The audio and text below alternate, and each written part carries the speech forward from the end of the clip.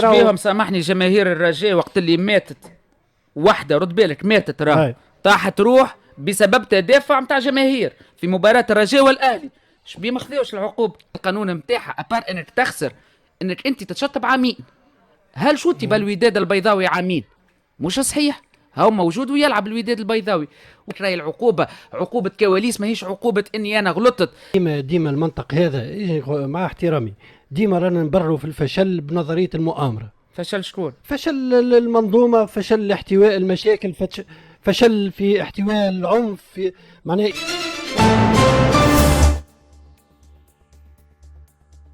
مشاهدينا الكرام حياكم الله. تعرض نادي الترجي التونسي لعقوبات من الاتحاد الافريقي لكرة القدم بسبب الاحداث الخطيرة اللي وقعت في مباراتيه امام شبيبة القبائل جيسكا، بحيث تم اضرام النار في الملعب والاشتباكات طرات بين الجمهور والامن التونسي، واحد من الجماهير اللي مشى بعيد ودخل معاه منشار كهربائي للتيران بحال شي فيلم من افلام الرعب الامريكيه. هذا الشيء اللي خلى الحكم يوقف المباراه لازيد من 35 دقيقه، وخلى كذلك الاتحاد الافريقي يصدر عقوبات ضد النادي.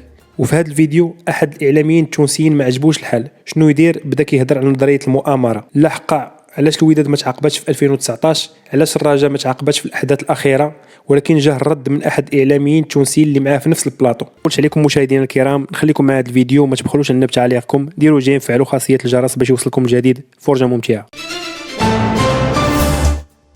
جمهور الترجي التونسي، ولكن نحكيو على الاتحاد الافريقي لكرة القدم ما فماش عقوبات بالقوانين، ما فماش فصول قانونيه. وها باش نقول لك لينو نرجعوا شويه للتاريخ. معناتها نحكيو على تفصيل. فما كواليس حمزه حتى تكون صوره واضحه. راهو في الاتحاد الافريقي ما فماش عملت انت انفايسمون تيران ايجال انك انت تتعاقب اوتوماتيكمون. ما فماش تنجم تعمل انفايسمون دو تيران تلقى روحك مثلا تتعاقب بخطيه ماليه وغيرك يتعاقب بزوز ولا 3 ولا 4 مقابلات. ونعطيك اكبر مثال، لو كان جاء الاتحاد الافريقي لكره القدم يطبق في القوانين 2019 وقت اللي هز الترجي تشامبيونز ليج قدام الوداد البيضاوي، الوداد البيضاوي وقتها رفض العوده للمقابله، ما كملش المقابله، رفض وقتها الترجي حكمت له الاتحاد الافريقي لكره القدم انه باش ياخذ تشامبيونز ليج. تعرف وقت اللي يصير رفض العوده للميدان القانون نتاعها ابار انك تخسر انك انت تتشطب عامين. هل شوتي بالوداد البيضاوي عامين؟ مش صحيح، هو موجود ويلعب الوداد البيضاوي. وانا نقول لك الكلام هذا حمزه باستثناء ربما القرار نتاع انه تلعب ويكلو 2 مقابلات ولا 4 مقابلات سورسي و300 ألف دولار.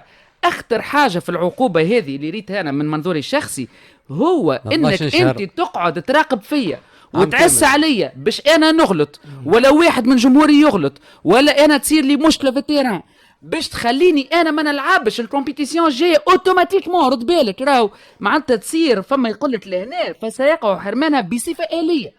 معناتها ما فماش حتى نيغوسياسيون، ما فماش اني انا نعطيك المؤيدات، ما فماش انا عندي نعمل لجنه نتاع محامين نتاعي وتدافع على الملف نتاعي. اذا غلط اوتوماتيكمون راك باش تاخذ معناتها آليا اوتوماتيكمون باش تاخذ انك انت ما تلعبش الكأس الافريقيه. هذا دون نظر بطبيعه للعقوبات الجديده اللي تنجم وقتها تاخذها سور لو شون.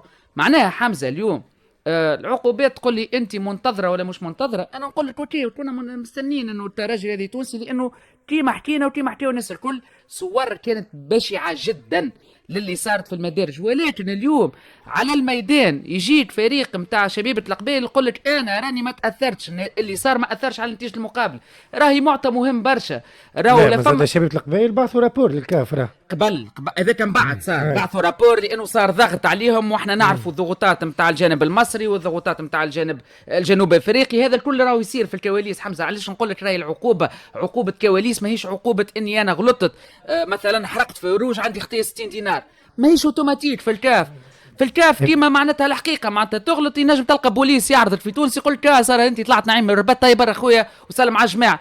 بار كونتر ما يعرفش شكري زعلان يجي شكري خويا عندك خطيه ب 60 دينار وكان لازم معناتها يفك لك البرمي. راهو هذا اللي صاير في الكاف معناتها براتيكمون حتى الناس تفهم. انا بالنسبه لي العقوبات نتاع الكاف عمرها ما كانت منسوبه حسب الخطا، ما فيهاش الجانب النسبي. انا حبيت شاكر تقول لنا اللي فما استهداف للترجي.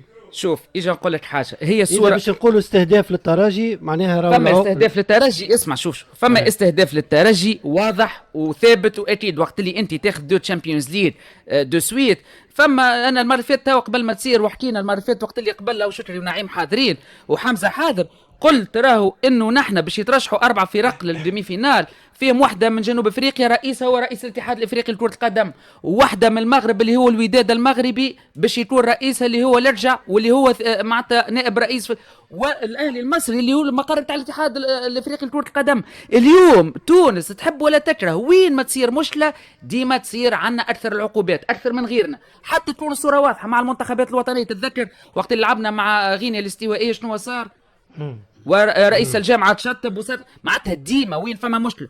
مقابله الاخرى في الكاميرون كاس افريقيا وقت اللي الحكم زفر المقابله قبل ما تنتهي، والمنتخب الوطني التونسي نورمالمون حكم خطا اداري تحمل مسؤوليته الحكم، خرجنا وقلنا لا راهو الريزولتا هذيك هي وما صار شيء، ونرجعوا نقابلوا بعضنا وغدوه لعبنا المقابله الثانيه والحكم ما تعاقبش. والحكم ما تعاقبش. والتو معناتها فينالمون راهو فما دو بوا دو ميزور، معناتها السياسه نتاع المكيالين في الاتحاد الافريقي راهو انديبوندامون نحكيو على الترجي والا الافريقي والا النجم الساحلي، راهو الانديه التونسيه والمنتخبات التونسيه في الفيزور نتاع الاتحاد الافريقي لكره القدم، مش على خاطر يكرهونا ما نمشيش في الحكايه هذه، ولكن لانه لعبه الكواليس عندهم هما اقوى منا نحن. التمثيليه بالنسبه للمصاروه للمغاربه للجزيريه بالنسبه للجنوب افريقيا اكتويلمون راهو هما اقوى، نحب ولا نكرهوا.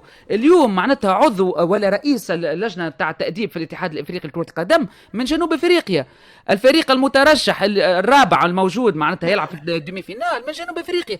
من مصلحته انه الترجي تلعب لالي والروتور من غير جمهور، من مصلحته انه الترجي تلعب ديمي فينال وفينال من غير جمهور، راهو سي اوتوماتيك ما تنجمش تنحي الانتماء نتاعك معناتها من القرارات والا من التاثيرات. اليوم مالوروزمون الترجي جمهور نتاعو، انا نقول ما نعرفش لازم تخرج لونكيت اسكو جمهور الترجي غلط والا فما شكون تسبب انه تصير المشكله هذه. اليوم معناتها لي رابور الموجودين مازال حتى على اللجنه نتاع الدفاع نتاع الترجي التونسي حمزه ما تنجمش تهز واحده تقول راهو مش جمهور الترجي، راهو فما ربما امور خارجه على السيطره سياسيه ولا اجتماعيه هي ما تسببت. والله انا ديما المنطق هذا مع احترامي ديما رانا نبرروا في الفشل بنظريه المؤامره. فشل شكون؟ فشل المنظومه، فشل احتواء المشاكل، فشل في احتواء العنف، في معناها ايجاد الحلول بالحق الناجعه. اذا نفشلوا في الحاجات هذوما الكل نأولوا الموضوع لنظريه المؤامره واطراف. هاي سيدي هاو تحل التحقيق، وفما تحقيق ولا اعطوني يا خويا شكون الاطراف، معناها خلي اناره للراي العام، شكون هالاطراف المندسه واللي حبت تثير البلبله وكل شيء. نحكي لو كان خرجت وزاره الداخليه والا المحكمه التونسيه قالت راهو فما اطراف سياسيه، صدقني يا شيخ باش يقعد التحقيق محلول. انا اش حبيت نقول سي عبد الوهاب حتى تكون صوره واضحه، لو كان خرجت القرار تقول راهو اطراف سياسيه وراء العنف هذا نبعدوا على الجانب الرياضي وتكون فما ورقه معناتها تأيد ملف الترجي مش باش تكون حاكمه. ولكن اليوم راهو جماهير الترجي اذا كان انت ولا الجماهير نتاع الرياضه التونسيه راهو اذا كان اليوم تمشي الصوره هذيك راهو غدوه اوتوماتيكمون يقول لك بلاد غير امنه يا شاكر. مش اول احداث تصير ويتحل فيها تحقيق، ومش اول مره تصير. نحن اسمع اذا تسمع فما تحقيق اعرف راهو فما حد شيء، واذا سمعت اللي راهو فما موضوع انا هذا شقلت يضرب الانديه التونسيه مهما كان اسمها الترجي الافريقي السي اس اس غدوه الاتحاد. اذا سموا لجنه باش معناها تدرس، اذا عينوا لجنه اعرفك الموضوع هذاك سايق قبر وكل شيء. كان نمشيو شاكر في الريزونمون نتاعك ومنطقيه، فهم معناها حتى نقولوا معناها كلامك صحيح وفما استهداف. الترجي اعطاه الفرصه معناها اعطاه الفرصه للاتحاد الافريقي لكره القدم. كيفاش الترجي اعطاه الفرصه؟ بوصول نسألك سؤال بالاحداث اللي صارت بالجمعيه. معناها هي مش ترجي ليه مش ترجي الجمهور كيف نقولوا الترجي اعطى الفرصه لانه الترجي الرياضي التونسي كيف النادي الافريقي كيف سي اس اس كي انا راهو كي نتكلم على الترجي معناها عائله مكونات الجمهور اللاعبين، لانه هيئه الترجي الرياضي التونسي ما تصورش الترجي باش ترضى باش يصير هكا. وما تصورش اذا كان الاتحاد الدولي الاتحاد الافريقي كره قدم يستنى في الترجي في الدوره، دونك الجماهير الترجي اعطت فرصه على طبق من ذهب اجا عاقبوني. وهذا راهو مسامحني جماهير الرجاء وقت اللي ماتت وحده رد بالك ماتت راهو طاحت روح بسبب تدافع نتاع جماهير في مباراه الرجاء والاهلي. شبيه ما خذوش العقوبه؟ مزيان. يعطوهم فرصه الترجي، شبيه الرجاء ما خذوش الفرصه هذه؟ اثنين، وينو القرار نتاع الاهلي والهلال؟ لليوم عندنا شهر نحكيو عليه. البارح انت تخرج كلجنه الاتحاد الافريقي تعمل اجتماعات على 3 مقابلات، 3 ملفات عندك، الاهلي والهلال التوا ما خذوا فيها حتى قرار، الرجاء والاهلي التوا ما خذوا فيها حتى قرار، وفما احداث احنا ناكدوها هي شبيبه القبيل والترجي، لكن خذوا فيها قرار. تقول لي اليوم انت علاش نعاود نقول لك المشكل يا شاكر يظهر لي الاحداث اللي صارت في زوج مقابلات الفارط يظهر لي خارج الملعب، هذاك علاش نقول نتاع الاهلي شنو خارج الملعب؟ الاخرى في الفيستيرات في يا خارج الاهلي والهلال في الفيستيرات. هو تعرف شنو تضرر يا شكري ليه يا شكري ما تغلطش العباد، نغلط في العباد. الاهلي والهلال يا ضرب بالكراسي بين الملاعبيه ودي قلت لك مش الجمهور. في الفيستير بين الملاعبيه في خارج اللي تعرف شنو اللي كبر يمكن شنو مشكل خارج الملعب؟ معناه ماهيش في وسط المربع الاخضر، نحكي مش في حتى التراس. حتى شبيبه القبيل والترجي مش فيديو في وسط المربع الاخضر يا شاكر. شنو اللي مش في اللي المشكل اللي ان الصوره اللي جات هذيك هي الخايبه، هي اللي كانت سبب انه الكاف يمكن تكون قاسيه في عقوبه الترجي. والمشكل الكبير تعرف شنو هو؟ الصوره نتاع البنيه اللي ماتت في لحظه بركه يا شاكر يا اخي ماتت وهي خارجه من الملعب ولا داخله للملعب برا من التيران. المشكل تعرف شنو هو؟ توقف المباراه لمده 35 دقيقه، هذيك اللي زادت المشكله في بالنسبه للملف الترجي الرياضي التونسي. توقف المقابله وانتهت طلب معناها اللاعبين انهم يهديوا الجماهير، هذيك هي المشكله والصوره الخايبه اللي مشات. الناس اللي مازال ما مشتركينش معنا في القناه كنتمنى تشتركوا معنا وتفعلوا الزر ديال الجرس باش يوصلكم الجديد، وما تنساوش تشجعونا بلايك.